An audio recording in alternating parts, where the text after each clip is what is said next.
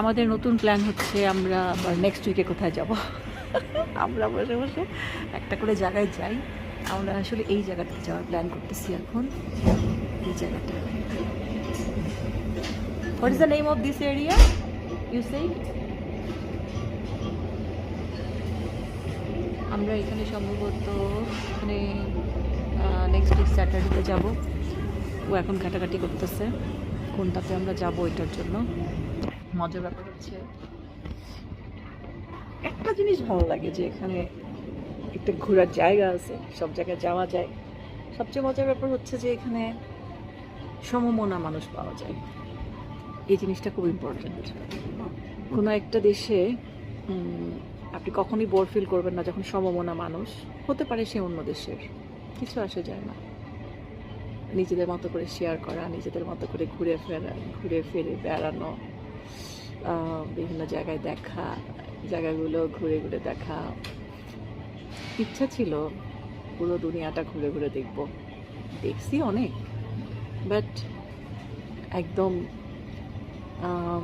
হয় না ট্যুরিস্টদের মতো করে যে 7 দিন 8 দিন 10 দিন তাড়াহুড়া, এখানে একদিন ওখানে একদিন এরকম করে না। এই যে এক্সপ্লোর, এই যে এখন যে এটা হচ্ছে যে অনেক দিন ধরে একটা জায়গায় থাকা, সমমনা মানুষ পাওয়া, তাদের সাথে সময় কাটানো, চিন্তা করা, প্ল্যান করা যে অনেক যে একটা জায়গায় ঘুরতে আসছি, এখানে এসে আবার নেক্সট প্ল্যান হচ্ছে। আমাদের লাস্ট উইক এখানে আসার প্ল্যান হয়েছে। সো এই যে একটা ইন্টারেস্ট শো করা, নিজেদের মধ্যে একটা আনন্দ ভাব নিয়ে ঘুরে ফেরা, তেমন কিছু না। আমাদের বাসের টিকিট ছিল অনলি, এখানে আসার টিকিট ছিল 299 ইউরো। ওর আর আমার দুইজনের 299। ইন্টারেস্টিং। আর মাদ্রিদ শহরের ভিতরে তো আসলে আমাদের আর কোনো টাকা লাগে না। এই যে গভর্নমেন্টের একটা টিকিট দিয়ে রাখছে না,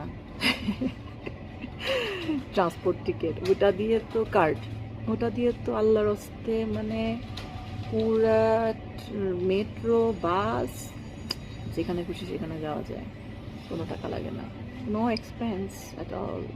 যদি মানে কিছু দূরে কোথাও, যেমন এখন আমরা আসছি অলমোস্ট 60 কিলোমিটার পার, চিন্তা করা যায় মাত্র 299 ইউরো। এইরকম চান্স পেলে কে না যায়। এটাই মানে লাইফটা এনজয় করার জন্য অনেক কিছুও লাগে আনুষঙ্গিক।